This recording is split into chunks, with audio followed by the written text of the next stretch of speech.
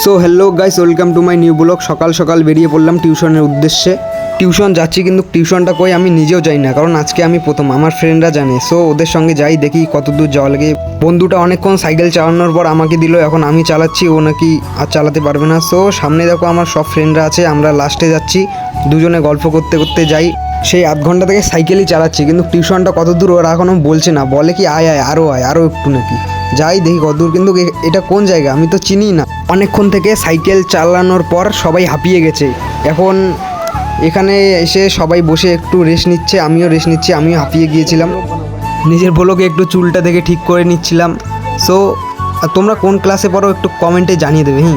অনেকটা রাস্তা অতিক্রম করার পর ফাইনালি টিউশনের সামনে পৌঁছে গেছি। সবাই একসঙ্গে ওখানে গল্প করছে, কিন্তু আমার না এই জায়গাটা অতটা ভালো লাগেনি, তোমাদেরও ভালো লাগবে না। দাঁড়াও একটু দেখাচ্ছি তোমাদের। দেখো জঙ্গল দিয়ে টিউশনটা ভর্তি। এবার বন্ধুর কাছে যাই, বন্ধুর কাছে এসে দেখি বন্ধু গেম খেলছে। বন্ধুর একটু গেম প্লেটা দেখো, পুরো মারাত্মক গেম প্লে। ফাইনালি টিউশনে স্যারও চলে আসলো, তো আমরা টিউশনের ভিতরে চলে আসলাম। ভিতরটা দেখো, বাইরে যেটা ভেবেছিলাম কিন্তু ভিতরটা তার থেকে অনেক ভালো। প্রথমেই বলেছিলাম আমার ভালো লাগছিল না, তাই ভিতরে এসেও আমার ভালো লাগছিল না।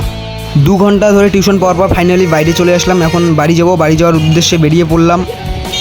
বাইরে এসে দেখি রাস্তায় প্রচুর জ্যাম ঠেলাঠেলি করার পর চলে আসলাম ওই পারে।